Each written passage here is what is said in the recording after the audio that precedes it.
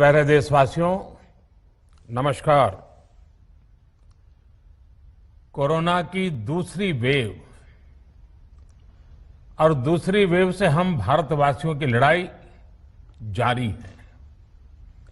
दुनिया के अनेक भारत भी इस लड़ाई के दौरान बहुत बड़ी पीड़ा से गुजरा है। हम में से कई लोगों ने अपने परिजनों को, अपने परिचितों को खोया है। ऐसे सभी परिवारों के साथ मेरी पूरी संवेदनाएं हैं। साथियों, बीते 100 वर्षों में आई ये सबसे बड़ी महामारी है, त्रासदी है। इस तरह की महामारी आधुनिक विश्व ने न देखी थी, न अनुभव की थी। इतनी बड़ी वैश्विक महामारी से हमारा देश कई मोर्चों पर एक साथ लड़ा है। कोविड अस्पताल बनाने से लेकर आईसीयू बेड्स की संख्या बढ़ानी हो, भारत में वेंटिलेटर बनाने से लेकर टेस्टिंग लैब्स का एक बहुत बड़ा नेटवर्क तैयार करना हो, कोविड से लड़ने के लिए बीते 1.25 साल में ही देश में एक नया हेल्थ इंफ्रास्ट्रक्चर तैयार किया गया है। सेकंड वेव के दौरान अप्रैल और मई के महीने में भारत में मेडिकल ऑक्सीजन की डिमांड अकल्पनीय रूप से बढ़ गई थी। भारत के इतिहास में कभी भी इतनी मात्रा में मेडिकल ऑक्सीजन की जरूरत कभी भी महसूस नहीं की गई। इस जरूरत को पूरा करने के लिए युद्ध स्तर पर काम किया गया। सरकार के सभी तंत्र लगे। ऑक्सीजन रेल चलाई गई, एयरफोर्स के विमानों को लगाया गया, नौसेना को लगाया गया। बहुत ही कम समय में लिक्विड मेडिकल ऑक्सीजन के प्रोडक्शन में 10 गुना से ज्यादा बढ़ाया गया। दुनिया के हर कोने से, जहां कहीं से भी जो कुछ भी उपलब्ध होने का भरसक प्रयास किया गया, लाया गया। इसी तरह जरूरी दवाओं के प्रोडक्शन को कई गुना बढ़ाया गया। विदेशों में जहां भी दवाइयां उपलब्ध हो, वहां से उन्हें लाने में जैसे अदृश्य और के खिलाफ लड़ाई में सबसे प्रभावी हथियार कोविड प्रोटोकॉल है। मास्क, 2 गज की दूरी और बाकी सारी सावधानियां, उसका पालन ही है। इस लड़ाई में वैक्सीन हमारे लिए सुरक्षा कवच की तरह है। आज पूरे विश्व में वैक्सीन के लिए जो मांग है, उसकी तुलना में उत्पादन करने वाले देश और वैक्सीन बनाने वाली कंपनियां बहुत कम है, इन्हीं गिनी हैं। कल्पना करिए कि अभी हमारे पास भारत में बनी वैक्सीन नहीं होती तो आज भारत जैसे विशाल देश में क्या होता। आप पिछले 50-60 साल का इतिहास देखेंगे तो पता चलेगा कि भारत को विदेशों से वैक्सीन प्राप्त करने में दशकों लग जाते थे। विदेशों में वैक्सीन का काम पूरा हो जाता था, तब भी हमारे देश में वैक्सीनेशन का काम शुरू भी नहीं हो पाता था। पोलियो की वैक्सीन हो, स्मॉल पॉक्स, जहां गांव में हम उसको चेचक कहते हैं, चेचक की वैक्सीन हो, हेपेटाइटिस बी की वैक्सीन हो, इनके लिए देशवासियों ने दशकों तक इंतजार किया था। जब 2014 में देशवासियों ने हमें सेवा का अवसर दिया, तो भारत में वैक्सीनेशन का कवरेज सिर्फ 5-6 साल में ही वैक्सीनेशन कवरेज 60% से बढ़कर 90% से भी ज्यादा हो गई। 60 से 90, यानी हमने वैक्सीनेशन की स्पीड भी बढ़ाई और दायरा भी बढ़ाया। हमने बच्चों को कई जानलेवा बीमारियों से बचाने के लिए कई नए टीकों का भी भारत के टीकाकरण अभियान का हिस्सा बना दिया। हमने इसलिए किया क्योंकि हमें हमारे देश के बच्चों की चिंता थी, गरीब की चिंता थी, गरीब के उन बच्चों की चिंता थी जिन्हें कभी टीका लग ही नहीं पाता था। हम 100% टीकाकरण कवरेज की तरफ बढ़ रहे थे कि कोरोना वायरस ने हमें घेर लिया। देश ही नहीं, दुनिया के सामने फिर पुरानी आशंकाएं घिरने लगी कि अब भारत कैसे इतनी बड़ी आबादी को बचा पाएगा। लेकिन साथियों, जब नीयत साफ होती है, नीति स्पष्ट होती है, निरंतर परिश्रम होता है, तो नतीजे भी मिलते हैं। हर आशंका को दरकिनार करके भारत ने 1 साल के भीतर ही एक नहीं बल्कि 2 made in India vaccine launch कर दी। हमारे देश ने, देश के वैज्ञानिकों ने ये दिखा दिया कि भारत बड़े बड़े देशों से पीछे नहीं है। आज जब मैं आपसे बात कर रहा हूं, तो देश में 23 करोड़ से ज्यादा वैक्सीन की डोज दी जा चुकी है।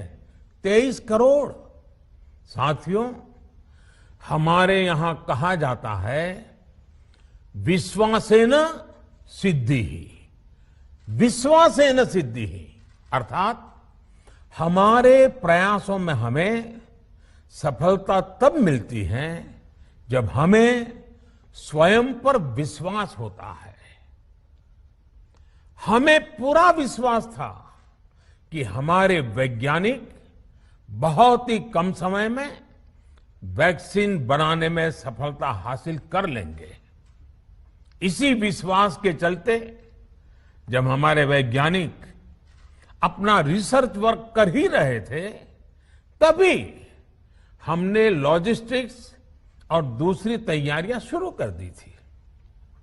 आप सब भली भांति जानते हैं कि पिछले साल, यानी 1 साल पहले, पिछले साल अप्रैल में जब कोरोना के कुछ ही हजार केस थे, उसी समय वैक्सीन टास्क फोर्स का गठन कर दिया गया था।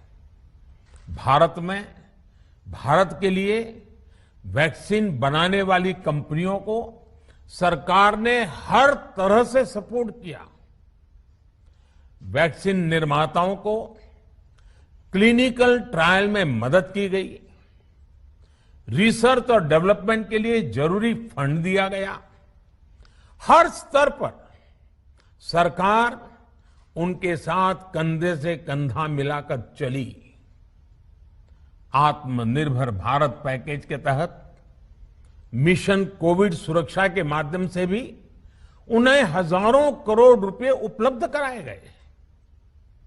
पिछले काफी समय से देश लगातार जो प्रयास और परिश्रम कर रहा है, उससे आने वाले दिनों में वैक्सीन की सप्लाई और भी ज्यादा बढ़ने वाली है।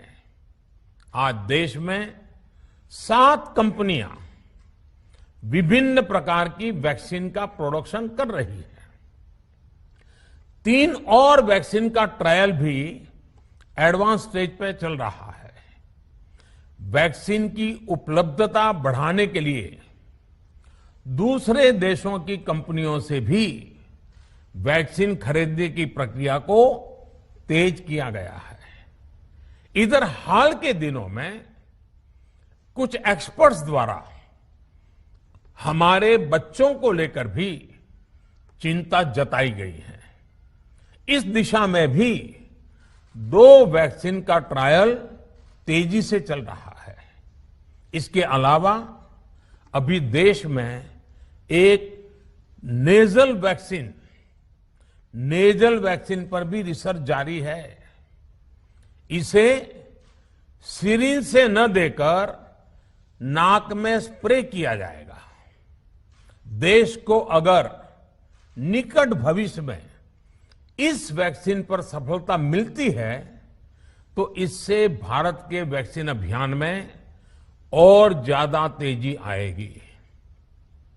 साथियों, इतने कम समय में वैक्सीन बनाना अपने आप में पूरी मानवता के लिए बहुत बड़ी उपलब्धि है, लेकिन इसकी अपनी सीमाएं भी हैं।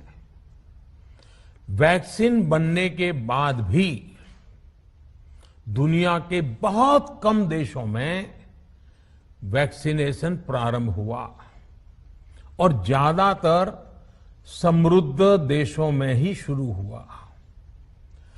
WHO ने वैक्सीनेशन को लेकर गाइडलाइंस दी।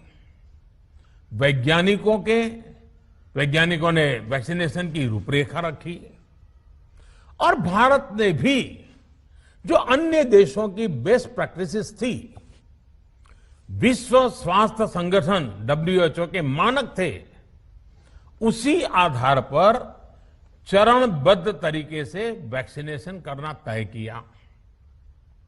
केंद्र सरकार ने मुख्यमंत्रियों के साथ हुई अनेकों बैठकों से जो सुझाव मिले, संसद के विभिन्न दलों के साथियों द्वारा जो सुझाव मिले, उसका भी पूरा ध्यान रखा। इसके बाद ही ये तय हुआ कि जिन्हें कोरोना से ज्यादा खतरा है उन्हें प्राथमिकता दी जाएगी। इसलिए ही हेल्थ वर्कर्स, फ्रंटलाइन वर्कर्स, 60 वर्ष की आयु से ज्यादा के नागरिक, बीमारियों से ग्रसित 45 वर्ष से ज्यादा आयु के नागरिक, इन सभी को वैक्सीन पहले लगनी शुरू हुई है। आप कल्पना कर सकते हैं कि अगर कोरोना की दूसरी वेव से पहले हमारे फ्रंटलाइन वर्कर्स को वैक्सीन नहीं लगी होती तो क्या होता? सोचिए, हमारे डॉक्टर्स, नर्सिंग स्टाफ को वैक्सीन ना लगी तो क्या होता? अस्पतालों में सफाई करने वाले हमारे भाई बहनों को, एम्बुलेंस के हमारे ड्राइवर्स भाई बहनों को वैक्सीन ना लगी होती तो क्या होता? ज्यादा से ज्यादा हेल्थ वर्कर्स को वैक्सीनेशन होने की वजह से ही वो निश्चिंत होकर दूसरों की सेवा में लग पाए, लाखों देशवासियों का जीवन बचा पाए। लेकिन देश में कम होते कोरोना के मामलों के बीच केंद्र सरकार के सामने अलग अलग सुझाव भी आने लगे, भिन्न भिन्न मांगे होने लगी, पूछा जाने लगा, सब कुछ भारत सरकार ही क्यों तय कर रही है? राज्य सरकारों को छूट क्यों नहीं दी जा रही है? राज्य सरकारों को लॉकडाउन की छूट क्यों नहीं मिल रही है? One size does not fit all जैसी बातें भी कही गई।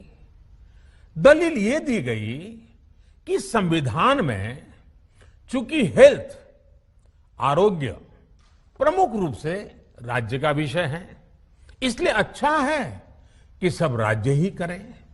इसलिए इस दिशा में एक शुरुआत की गई।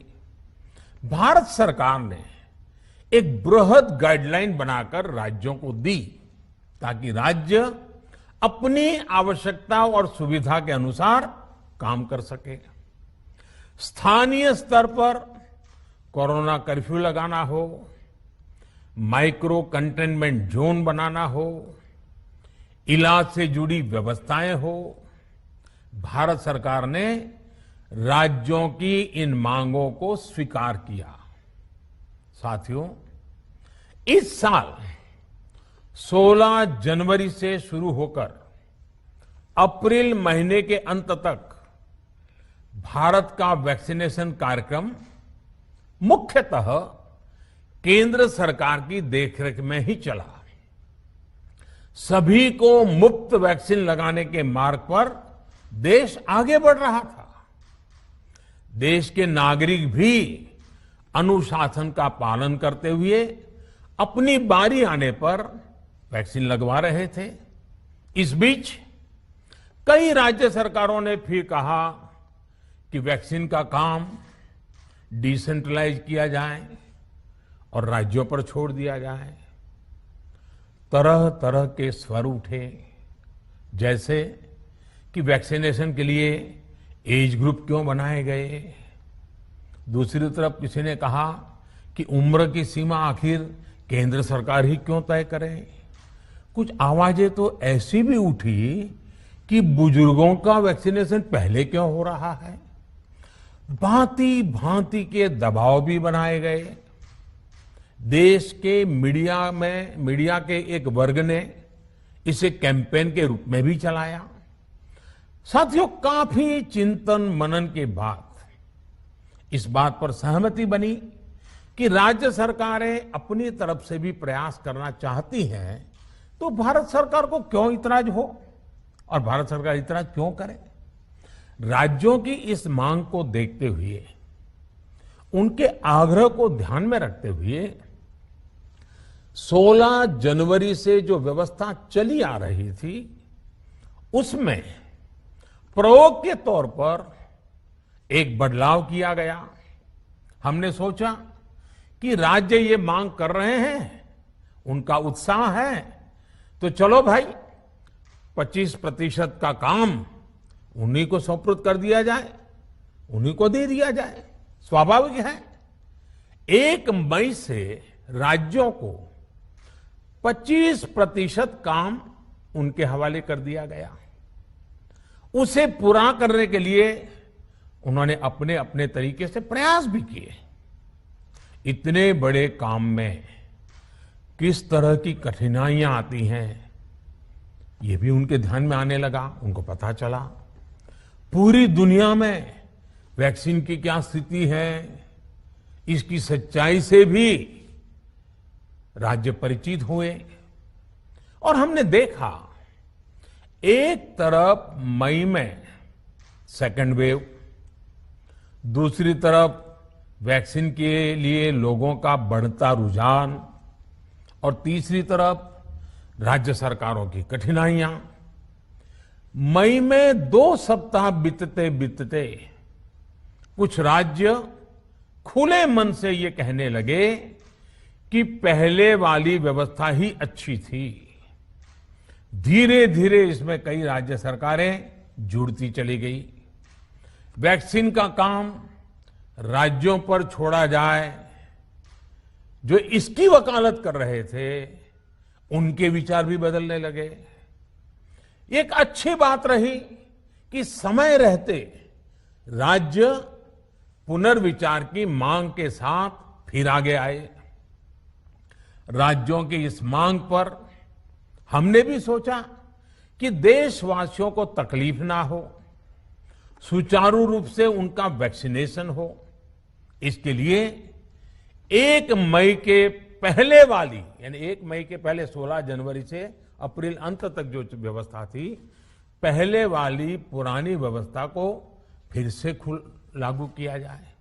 साथियों, आज ये निर्णय लिया गया है कि राज्यों के पास वैक्सीनेशन से जुड़ा जो 25% काम था, उसकी जिम्मेदारी भी भारत सरकार उठाएगी।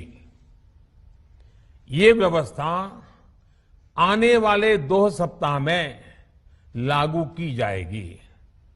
इन 2 सप्ताह में केंद्र और राज्य सरकारें मिलकर नई गाइडलाइंस के अनुसार आवश्यक तैयारी कर लेंगी।